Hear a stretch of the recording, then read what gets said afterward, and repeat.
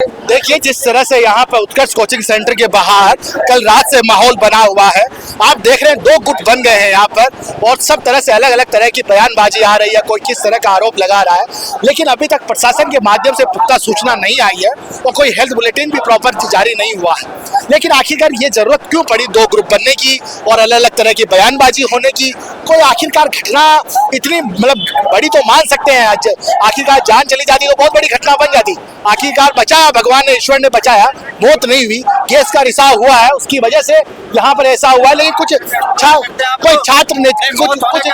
छात्र नेताओं ने कमान संभाली हुई है, कुछ कोचिंग सेंटर के स्टूडेंट्स हैं, कोई कह रहा है किराए की भीड़ है, कोई कह रहा है सोची समझी साजिश है। आखिर माजरा अभी तक कोई समझ में नहीं आ रहा है, कोई एक दूसरे के ऊपर आरोप लगा रहा है। अच्छा आप जिसका कहना देखिए कोई भी गुट नहीं है। एक्चुअली में जो कल हुआ था वो बहुत ही गलत हुआ था, उसकी निंदा करते हैं। जो छात्र संगठन जो मांगे उठा रहा है, प्रॉपर उन मांगों को पूरा किया जाए।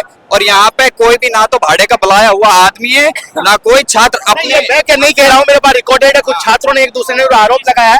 मैं बोलने वाला होता कौन हूँ असल में? मैं आप ही लोगों की आवाज को बुलंद कर सकता हूँ, आप ही लोगों की आवाज को कह सकता हूँ। मेरे द्वारा मैं कोई ओपिनियन नहीं दे सकता। हम आगे भी लेके चलते हैं, हम आपको नजारा दिखाएंगे कि यहाँ पर किस तरह का माहौल, ये देखो किस तरह की नारेबाजी हो रही है यहाँ पर। और प्रदेश अध्यक्ष अब खुल के बातचीत हो।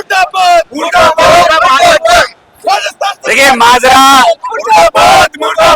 माजरा दो है। निर्मल माजरा टू, पुष्पा टू की तरह माजरा टू। देखिए ये वो बच्चे हैं जो अपने भविष्य के लिए लड़ रहे हैं, अपने माँ बाप के सपनों के लिए लड़ रहे हैं, एक अच्छा जीवन ये जिए उसके लिए लड़ रहे हैं। और दूसरी तरफ एक वो गैंग है। मुझे भी आपके पास बिठा लीजिए, अपन अच्छे से। लेकिन मैं सबके साथ में हूँ, मैं अकेला आपके साथ में नहीं रहूंगा, ठीक है? वरना मुझे अभी पिटते हुए देर नहीं लगेगी अभी, ठीक है? बोलिए सर।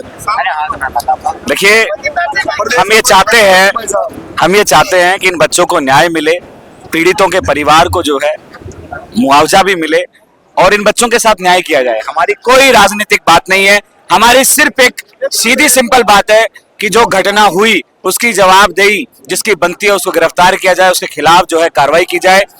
इसके साथ साथ ऐसी बहुत सारी कोचिंगें हैं जो मनमानी कर रही हैं, अवैध फीस वसूली कर रही हैं, उनके खिलाफ जो है शिकंजा कसा जाए। बस हमारी यही मांग है और हम इस मांग को मनवा के ही उठे। केजरीवाल ने कुछ दिल्ली के अंदर ऐसा करिश्माई काम किया था, कोचिंग सेंटर के ऊपर कैपिंग, निजी स्कूलों के ऊपर कैपिंग्स किया, लेकिन वो इतना सफल नहीं हो पाया। राजस्थान में पूर्व मुख्यमंत्री अशोक गहलोत ने बात करी थी।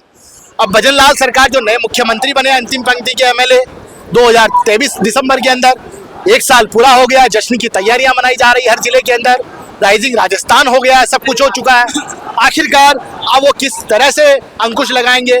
कह रहे हैं कि मैं अपने मगरमच्छों को पकड़ा है, लेकिन कुछ दिन पहले खबर आती है कि वो मगरमच्छ जेल से निकल गए, जमानत हो गई उनकी। इस पर क्या कहना है? ये सब मिली भगत है जी। चुनाव में इनको पैसा चाहिए होता है, सरकार और प्रशासन को। कांग्रेस भी चुनाव लड़ती है, उसको भी पैसा चाहिए। देखिए बिल्कुल, अगर जो भी गलती करेगा, हम तो हमारी सरकार के खिलाफ लड़ने के लिए तैयार है ना। बात कांग्रेस बीजेपी की नहीं है यहाँ पे बात बच्चों के भविष्य की है। कांग्रेस में हमने अनुकृति योजना लेके आए ना, कोचिंग हब बनाया ना बच्चों के लिए, इन्हीं सब चीजों को देखते हुए तो बनाया। कांग्रेस ने इसके अलावा लगाम लगाने का काम किया ना, वो बस वही चीजें हैं। हम किसी भी सरकार में हो, लेकिन अगर बच्चों के खिलाफ, छात्रों के खिलाफ कोई बात होगी तो एनएसयूआई मजबूती से लड़ेगी। ये आखिरकार शासन प्रशासन कार्रवाई क्यों नहीं कर रहा है उत्कर्ष कोचिंग के ऊपर? देखिए बहुत मोटा आदमी है निर्मल गहलोत जी। मैंने तो भी किसी ने ऑनलाइन ट्रांजैक्शन दिखाए, 161 करोड़ रुपए वो सिर्फ बच्चों को पढ़ा के कमाते हैं। ऐसी कौन सी स्कूल और कॉलेज है? ये तो सिर्फ 1 नंबर में है। मेरे हिसाब से 500 करोड़ रुपए उनका सालाना है। तो मैं निर्मल जी से कहूंगा, भगवान आपको आशीष देगा। अगर आप मेरी बात सुन रहे हो, आप इन गरीब बच्चे जो गांव से आते हैं, आप इनको फीस में रियायत दो। लाख लाख रुपए फीस अफोर्ड नहीं करेंगे। आप एक नॉमिनल फीस का जो चार्ज जो है वो तय करें, सरकार मापदंड तय करे और इन गरीब बच्चों को पढ़ाओ। आपको भगवान लंबी उम्र दे, अच्छा स्वास्थ्य दे, ये बच्चे आपके लिए लंबी उम्र की दुआ करेंगे। लेकिन आप इन बच्चों के भविष्य को और सपनों को मत बेचो। हमारा आपसे निवेदन है, लाख लाख रुपए फीस, आपके बच्चे, उनके बच्चे थोड़ी कोचिंग में पढ़ते हैं, उनके बच्चे लंदन में पढ़ते हैं, यूके में पढ़ते हैं, ऑक्सफोर्ड हार्वर्ड में पढ़ते हैं। तो संघर्ष तो हम कर रहे हैं ना, रोटी का दर्द हमें है, हमारे पिता का ट्रैक्टर गिरवी रखा हुआ है बैंक में, उसकी तकलीफ है। पूरे ग्रुप आरोप लगा रहा है कि ये छात्र नेता बेवजह आ गए, ये इनकी सोची समझी चाल अच्छा है। भैया बताओ, हम लोग राजनीति कर रहे हैं? मैंने कोई कही कि मुझे इससे कोई टिकट मिलेगा, मुझे कोई टिकट मिलेगा या मुझे कोई असेंबली? उधर आपने भी सुना, भी आपने भी देखा ही है कि किस तरह से ये तो आपको भी समझ में आ रहा है। वो कुछ बच्चे जो होते हैं क्लास में टीचर के फेवरेट होते हैं, और फेवरेट होने के साथ साथ क्या करते हैं, टीचर उनको मनवाने, एक गुप्तचर होता है, वो पूरे बच्चों की सीआईडी जो है निकाल के जो है टीचर को देते हैं। तो ये वो बच्चे हैं, वो हमारे छोटे भाई हैं, अभी भावुक है, ये समझ नहीं पा रहे सही गलत को, अपने भविष्य को नहीं समझ पा रहे। हम उनकी जो भी मांग है, हम वो बिल्कुल वो सही लड़ रहे हैं, चाहे वो निर्मल जी के पक्ष में लड़ रहे हो, हमें कोई आपत्ति नहीं है, लेकिन हमारी जो मांग है वो बिल्कुल जायज है। उस मांग का मानना सरकार अगर मानती है तो सरकार संवेदनशील है। ये छोटे हमारे भाई बहन है, कल से ना मैं खाना खाया हूँ ना ये खाना खाए हैं, चाय पे हम लोग जीवन काट रहे हैं, यहाँ बैठे हैं, कोई नहीं चाहता, सब किसी के फरवरी में एग्जाम है, किसी के मार्च में, किसी का जनवरी में है, सब पढ़ना चाहते हैं, पढ़ने वाले 2013 के बाद तो चाय राष्ट्रीय पेय बन गया है। बिल्कुल देखो अब क्या है, तो वो चाय पर तो चर्चा होने लगी है। चाय पे चर्चा हो रही है, लेकिन उस चर्चा का कंक्लूजन कुछ नहीं निकल रहा है ना।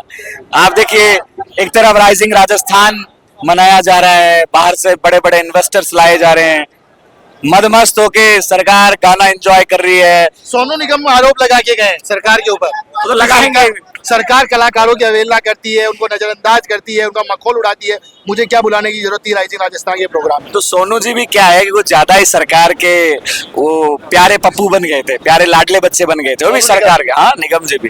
तो कई बार क्या होता है, ऐसे लोगों के साथ अपने लोग जो है ना उनको अपना आईना दिखा देते हैं। उन्होंने भी बहुत बोला, किसान आंदोलन हुआ, किसानों के खिलाफ बोले। ये हमारे रेसलर्स जो है, जब धरने पे बैठी हमारी बहन बेटियां, वो आंदोलन कर रही थी, तब भी उनके खिलाफ बोले, तो उनके साथ भी होना लाजमी है। हमें तो अच्छा लगा, कलाकार के साथ नहीं होना चाहिए, लेकिन जो सरकार का पिट्ठू है, जो एक पार्टी विशेष का पिट्ठू है, जो सही और गलत का फर्क नहीं कर सकता, ऐसा पिट्ठू है, उसके खिलाफ ऐसी चीजें हो तो सुकून देने वाली है, गलत नहीं है। हम तो ठीक मानते हैं, सही इलाज हुआ है। राइजिंग राजस्थान में जिस कंपनी की वर्थ 20 लाख की एक और एमओयू करके गया 20 करोड़ का, इस पर क्या कहना है? ये तो सब सोची समझी चाल है। 20 लाख जिसकी हैसियत है कि 20 लाख तक का उसका टर्नओवर है और उसको आप 20 करोड़ का काम दे रहे हैं, मौज हो रही है। तो मुख्यमंत्री जी को ही मिला ऐसा, तो हमारे मुख्यमंत्री जी भी कोई पहली बार के मुख्यमंत्री थे, अनुभवहीन मुख्यमंत्री हैं, कोई समझ नहीं आ रहा। जब एक आम साधारण व्यक्ति का चुनाव जीता, बिल्कुल अच्छी बात है, गरीब परिवारों के बच्चों को मौका मिलना चाहिए, हम इस चीज पे लिए सटीक साथ में है। लेकिन आप ऐसे किसी व्यक्ति को उठा के मुख्यमंत्री नहीं बना सकते हो। इन बच्चों के भविष्य की और सपनों की जिम्मेदारी उस मुख्यमंत्री पे होती है, लॉ एंड ऑर्डर की जिम्मेदारी, बहन बेटियों की सुरक्षा की जिम्मेदारी, ये नौजवानों के स्वास्थ्य की और शिक्षा की जिम्मेदारी जो एक मुख्यमंत्री पे होती है। मुख्यमंत्री जी मस्त हैं, वो देख रहे हैं ट्वीट कि किसने मेरे ट्वीट किया जन्मदिन का और किसने नहीं किया, बस इस पे चल रहा है। किसने नहीं किया ट्वीट, उसको वो इलाज करेंगे। आपने किया नहीं किया? नहीं, मैंने तो किया। हमारे प्रदेश के मुखिया हैं भाई, सुरक्षित रहेंगे, स्वस्थ रहेंगे तो इस प्रदेश की बहाली में, अच्छा खुशहाली में काम करेंगे। तो हम तो चाहते हैं कि हमारे मुख्यमंत्री, लड़ाई उनके खिलाफ थोड़ी है, उनके जीवन के खिलाफ थोड़ी है, व्यक्तिगत लड़ाई थोड़ी है, हमारी विचारधारा की, काम की लड़ाई है। अगर आप सही काम करेंगे तो ये छात्र आपके जिंदाबाद के नारे लगाएंगे, और अगर आप गलत काम करोगे तो ये सरकार के खिलाफ ये छात्र जो है ना ईंट से ईंट बजा के रखने का काम करेगा। एक बात करें, देखो युवा नेता है आप, हाल ही में आपकी ताजपोशी हुई है प्रदेश अध्यक्ष के पद पे। आपके एक सखा, कांग्रेस के बड़े नेता, राष्ट्रीय नेता धीरज गुजर कहते हैं कि जूते से हम काम करवाएंगे। आपको साफा पहनाया था उन्होंने बिरला ऑडिटोरियम में। देखिए, धीरज जी हमारे बड़े भाई है और क्रांतिकारी व्यक्ति है, वो जानते हैं हम जनता का दर्द, गरीब का दर्द। प्रशासन क्या होता है कि एसी के कमरों में बैठ के आप किसानों की नीतियां तय नहीं कर सकते। किसानों की नीतियां अगर तय करनी है तो किसानों को आपका प्रतिनिधिमंडल में शामिल होना पड़ेगा। तो धीरज जी ने ये नहीं कहा, उन्होंने ये कहा कि जो काम नहीं करेगा हमें जूते की नोक पे काम करवाना आता है। और इसमें गलत क्या है? प्रशासन भैया, जनता कपड़े नेताओं के फाड़ती है ना। यहाँ अधिकारी आ रहे हैं सिर्फ बात करने, उनका वीआईपी प्रोटोकॉल है, 4 पुलिस वाले आगे पीछे आ रहे हैं। यहाँ तो विनोद जाखड़ के कपड़े फाड़ेगी ना, जवाबदेही लेगी ना। आपने आंदोलन का नेतृत्व किया, आंदोलन सफल हुआ, फ्लॉप हुआ। नेता के कपड़े जनता फाड़ती है, वो सोता भी रहती है तो उसके बेडरूम में घुसने की हैसियत जनता की होती है, क्योंकि उसको वोट देके जो है नेताओं के साथ सौतेला व्यवहार हो रहा है। गिरिराज मलिंगा को सुप्रीम कोर्ट से जमानत मिल जाती है और एक नरेश मीणा उधर से एसडीएम को थप्पड़ मारते हैं, अभी तक हिरासत में है, जेल में बंद है। नरेश जी क्रांतिकारी व्यक्ति हैं और देखो उनकी बात जायज थी, जो किया अच्छा किया। नेताओं की जवाबदेही ज्यादा बड़ी बनती है। सरकारी नौकर है, कर्मचारी जो पढ़ लिख के बनते हैं, बिल्कुल बनना चाहिए, लेकिन इनकी जवाबदेही जो है लॉ एंड ऑर्डर को सुरक्षित रखने की है। अच्छा जी देखिए, जिस तरह से विनोद जाखड़ जी ने बेबाक तरीके से बातचीत की हमसे, और भी कुछ कहना चाहते हैं, उनसे सुनेंगे, जानेंगे। आप कुछ कहेंगे? क्या कहेंगे? इधर आ जाइए मेरे पास में, देखो दिखाइए। हाँ, आप कुछ कहेंगे? हाँ सर जी, मैं ये कहना चाहता हूँ, सबसे पहले तो जैसे देखो वो घटना हुई वो तो बहुत ही दर्दनाक थी। आप सोचो लोकतंत्र में ये घटना कल शाम को हुई, उसके बाद अब कितना टाइम हो रखा है, तकरीबन 3 बज रखे। कोई प्रतिनिधि, जनप्रतिनिधि लोकतंत्र में कम से कम सही योग गलत हो, जनप्रतिनिधि आकर जनता से तो मिले और स्टूडेंट से तो मिले। कितना कीमती समय, अभी तक आप देखो कोई बड़ा अधिकारी या कोई बड़ा जनप्रतिनिधि यहाँ तक नहीं आया। इससे बड़ी लोकतंत्र दुर्गति क्या बात होगी? सरकार की सेरेमनी बना रहे हैं अधिकारी लोग, वो कैसे आएंगे? समझो ना। अरे सर, किसी प्रतिनिधि को भेजते, अधिकारी को भेज देते, किसी एक को आके हमारी जो भी मांग थी इनकी, तो जो मांगे थी, जो जायज मांगे थी, वो मान लेते, संतुष्ट एक बार आते तो सही। तो अधिकारी वीआईपी प्रोटोकॉल में चलेंगे कि वो छात्रों के आंदोलन में आएंगे? वही तो सर हम बात करें, वही तो हम बात उठा रहे हैं। वो अब आप मीडिया के कर्मी हो, आपसे हम यही उम्मीद करते हैं कि आप बात को सरकार तक पहुंचाओ। प्रोटोकॉल ज्यादा जरूरी है, यहाँ पे बच्चे मर रहे हैं वो जरूरी नहीं है क्या? ये बताइए आप प्रशासन अधिकारियों को। पढ़ना चाहिए, बाकी क्या कह रहे खुद के बेटे विदेश में पढ़ने चाहिए, बाकी तो कुएं में गिरे। इतनी घटिया देखो, अब आगे से हम आपको दिखाते हैं कि वो उस ग्रुप की भी बात को सुनेंगे, विजुअल्स दिखाते रहिए, लगातार विजुअल्स